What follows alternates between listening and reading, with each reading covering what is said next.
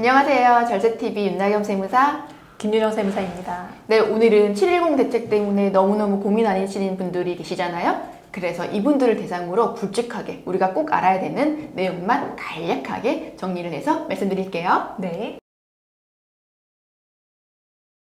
네, 양도세율 같은 경우가 좀 많이 바뀌었어요. 사실 그 세법은 1년 미만이나 2년 미만 이렇게 단기간 보유한 경우랑 장기 보유한 경우에 대해서 제재를 좀 더 많이 다르게 적용을 하고 있는데 이게 많이 바뀌었죠. 그쵸. 1년 미만 보유하고 있었으면 지금 주택 같은 경우에는 40%로 그쵸. 중과를 했어요. 그 종합소득세율 같은 경우에는 보통 이제 양도소득세율, 종합소득세율을 따라가는데요. 6%에서 42%까지 누진으로 적용을 하고 있는데 이거를 그냥 차익에 대해서 무조건 40%를 그리고 2년 미만 보유하고 있으면 무조건 기본세율? 그렇죠. 기본세율.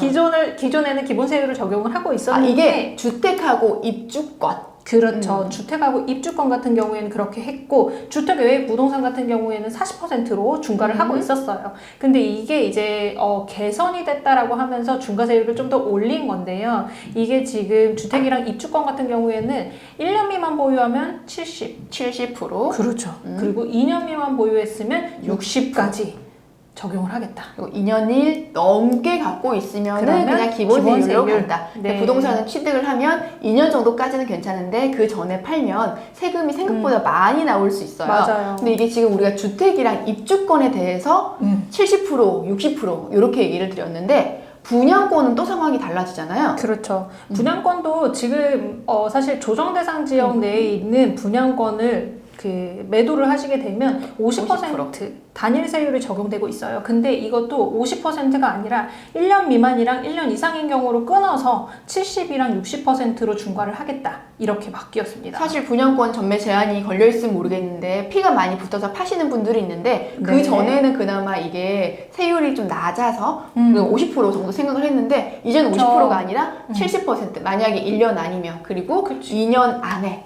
역시나 분양권을 만약에 파실 수 있는 상황이 되면 팔았을 때는 60% 세금을 부담하게 되실 것이다. 맞아요. 그리고 중과 대상 세율도 조금 올라갔는데 이제 조정 대상 지역이 6.17 대책이 나오면서 조금 더 늘어났잖아요. 이 조정 대상 지역의 의미가 있는 거는 양도소득세율을 이제 처분했을 때 양도소득세율이 10%, 20% 중과된다 이건데요. 사실 2주택자면 조정 대상 지역 내에 있는 주택 처분했을 때 기본세율에서 10% 중과가 되고 그 다음에 3주택 이상인 경우에는 20% 중과된다 이거였는데요. 이거를 10% 오른다. 그렇죠. 10%씩 올라갔어요. 10%씩 올라가서 이게 20%, 30이 돼버렸어요. 30%. 그렇죠. 이게 조정대상 지역에 있으신 분들이니까 조정대상 지역이 없으신 분들도 세금 이렇게 양도세 많이 나온다라고 말씀하시는 분들이 간혹 계시는데 사실 그렇지 않고 조정대상 지역의 주택을 여러 개 갖고 있으신 분들 2개 갖고 있으면 앞으로 최고로 62까지 되죠. 올라가는 거죠. 그리고 그리고 3개 갖고 있으면 72%. 72% 소득세가 되고 지방세 7.2까지 하면 거의 79.2% 거의 80%입니다. 80%가 이제 앞으로 다주택자는 매매를 할 때 세금을 내시는데 이게 내년 6월 1일까지 시행이 유예가 됐어요. 그 네. 말은 내년 6월 1일부터는 이 엄청난 맞아요. 세금을 내시게 되는 네. 안타까운 상황이 생기니까 만약에 매매를 하실 분들은 올해 안에 하시는 게 가장 절세를 그렇죠. 하고 있고요. 내년으로 넘어가더라도 5월 31일까지 5월 전에 그때까지 딱 하셔야지 돼요. 그게 아니면은 예상치 못한 거의 벌어서 다 세금으로 내는 이런 그렇죠. 안타까운 경우가 생길 것 같습니다. 네.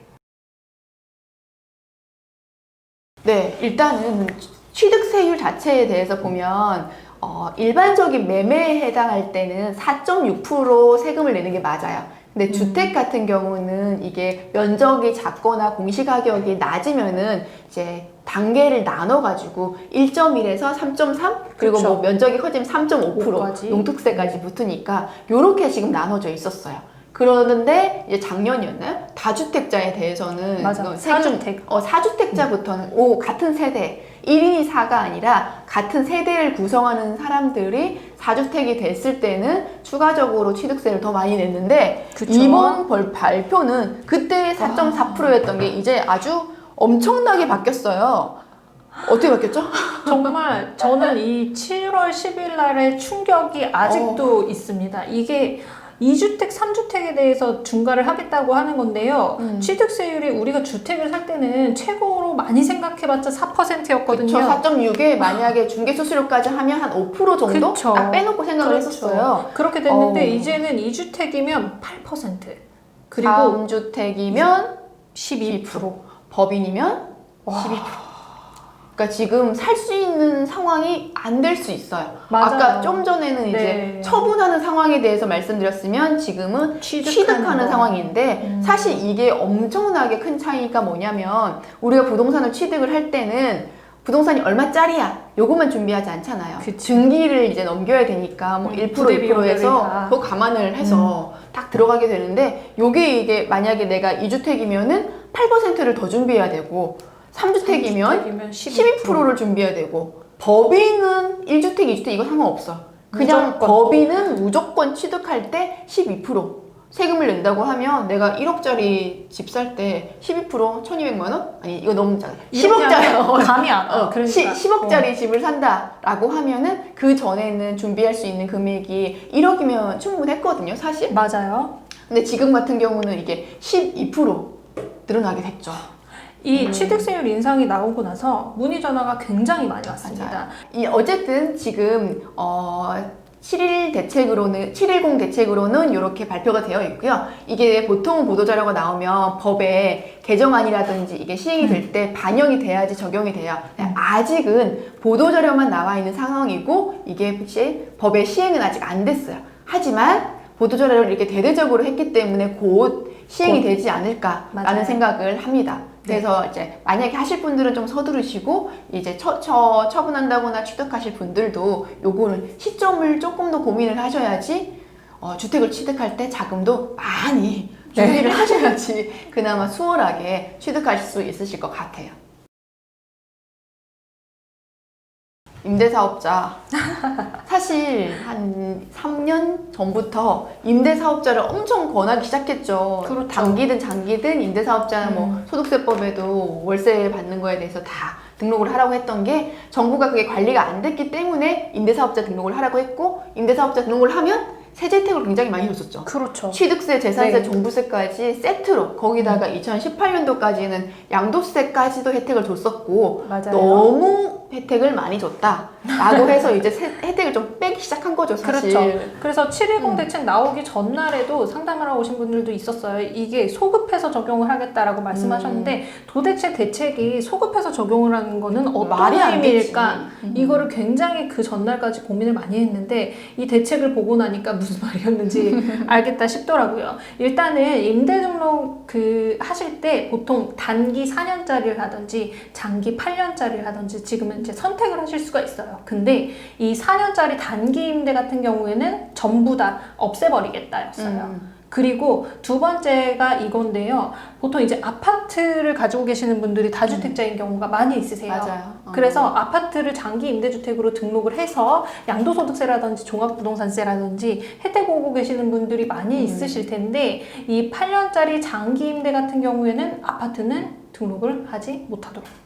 그러니까 거기다가 지금 단기 임대하셨던 분들이 장기로 바꿨을 때는 우리 일단 신청을 하면 이게 뭐냐면 예전에 18년 3월 31일 그때까지만 단기를 받아줬고 그쵸. 그 이후로는 대부분 장기로 많이 권했기 맞아요. 때문에 장기를 많이 하셨었어요. 근데 그런 분들 단기에서 장기로도 자연스럽게 넘어갈 수 있었는데 아예 지금 그것도 전환을 막아놨죠. 불가시키게 되는 상황인 거고 세제 혜택을 해주지 않으면 굳이 할 이유가 없거든요. 요거는 맞아요. 네. 그래서 안 되는 거고 네네네. 그리고 장기 임대주택 외에도 이게 또 더 재밌었던 게 그거 있잖아요. 임대하는 기간 동안 지켜야 될 의무는 다 있고 기간이 종료되기 전에 뭔가를 이제 임대를 안 한다거나 아니면 5% 이상 뭐 인상을 시킨다거나 그럼 뭐 페널티도 주고 해서 어쩔 수 없이 임대 의무 기간 동안은 무조건 임대를 했어야 되는데 이번 발표로 이게 조금 당황하긴 했어요, 사실. 그렇죠. 응. 그리고 뭐 과태료 부과 안 할 테니까 그러니까. 말소시켜라. 임대 의무 기간을 하기로 했는데 의무 기간 종료 전에도 자진 말소를 하고 싶으면 해라. 페널티를 안 매기겠다. 이게 무슨 그 정도로 지금 매물이 안 나와 있다는 뜻인가라는 그렇죠. 생각도 들고 얘는 기등록한 주택에 대해서 등록 말소하는 시점까지 혜택을 준다고 하는데 이전에 하셨던 분들도 기존에는 원래 이제 소급과세를 안 하는 게 세법은 원칙이긴 해요. 맞아요. 근데 이게 지금 세법 적용인지 좀 애매해지죠. 민간임대주택특별법에 따라서 장기나 단기로 등록한 사람들에 대해서 이렇게 혜택을 주고 있는데 앞으로는 혜택을 많이 안 주겠다. 그쵸. 이 대책이 나오고 어마어마해요. 나서 세무사들끼리도 논란이 굉장히 많이 있었어요. 그러니까 왜냐면 이 장기임대주택으로 등록을 했을 때 받을 수 있는 세제 혜택들이 굉장히 많이 있는데 일단은 지금 등록해 놓은 것들은 오케이라는 거죠. 근데 8년이 지나고 나면 그냥 등록을 말소시켜 버리겠다 했어요. 그러면 처분했을 때 받을 수 있는 세제 혜택이라든지 그치. 근데 그것도 애매하지. 이게 8년 하고 사실 2년 정도 추가로 하면 장특공제에도 더 혜택을 줬던 건데. 그거는 제 견해로는 이거는 안 해주겠다로 보여요. 맞아. 이거는 좀 애매한 것 같아요.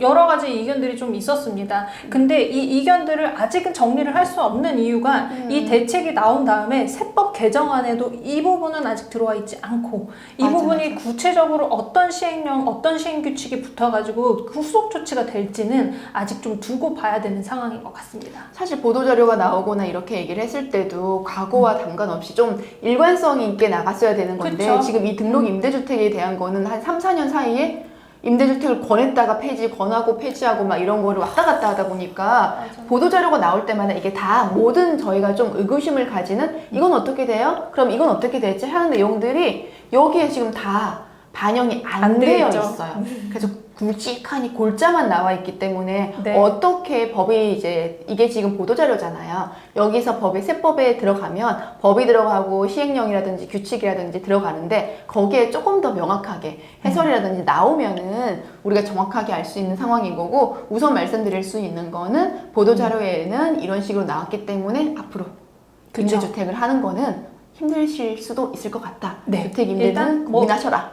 당연히 아파트 임대는 등록을 못 하겠다라고 막아놨으니까 그 부분은 좀 힘들고 그래서 이제 주택에 투자하시려는 분들이 조금 이제 눈을 돌리기 이제 시작하셨더라고요. 그쵸. 빌라라든지 다세대, 다가구 쪽으로 조금 눈을 많이 돌리셨다고 해요. 그래서 이쪽이 조금 더 올라가는 현상이 또 생기고 있다고 합니다. 이게 마지막에 딱 정리할 그거예요. 아파트 장기 일반 매입 임대에 대해서 폐지라서 아파트 임대라고 너무 명시가 되어 있어요. 네. 그래서 지금 말씀드리는 거기 때문에 혹시나 이 부분에 대해서 궁금하신 분들은 해결이 했으면 좋겠습니다. 네. 710 대책이 나오면서 제일 저는 이제 뭐 여러 가지로 충격을 많이 받았어요. 양도소득세율 중과세율을 올리겠다라는 것도 충격이었고 취득세율을 올리겠다라고 하는 것도 사실 충격이었어요. 근데 이게 지금 한시적으로 6월 1일까지 뭐 매도하는 경우에는 좀 밀어주겠다. 그러니까 지금 근데 기존의 그래도 중과세율 지금 어차피 중간 6월 말 끝났기 때문에 6월 말까지 뭐 10년 이상 보유한 다주택자들에 대해서 혜택을 줬던 건데 그쵸. 그거 지금 끝나자마자 7월부터 바로 이제 발표 나면서 내년 5월 말까지 팔라. 맞아요. 이때 그러니까 올해 6월 말까지 처분하신 분들은 생각보다 많이 있으셨어요. 왜냐면 이 혜택이 이제 중과가 되고 있는데 중과를 배제해주고 장기보유 특별공제도 적용을 해주겠다기 때문에 이 6월 이후에 팔았을 때랑 지금 팔았을 때랑 세금이 많이 차이가 나기 때문에 그때는 조금 처분하는 효과가 있었는데 과연 5월 말까지 처분했을 때 실익이 없기 때문에 그쵸. 팔 거면은 뭐 올해 안에 파시는 게 맞고 사실 내년에 이걸 팔아서 이 정도 세금을 내고 안 파는 게 낫죠. 오히려 그럴 거면 차라리 그냥 스테이. 저희 생각 그렇습니다. 네. 물론 이제 시세 차익이라든지 이게 부동산 네네네. 가치가 얼마나 오를지 이런 거는 상황이 조금 다르시겠지만 현재 세법만 봤을 때는 앞으로는 보유하는 거라든지 처분을 할 때도 여전히 좀 강경한 세금을 부과하는 정책을 갖고 있기 때문에 세금을 많이 내실 것 같다. 그래서 우리가 투자를 하려면 주택이나 이쪽보다는 여러 다른 방면으로 관심을 가질 필요가 있을 것 같다라는 말씀을 드리면서 710 대책에 대한 얘기는 여기까지 마치겠습니다. 고맙습니다.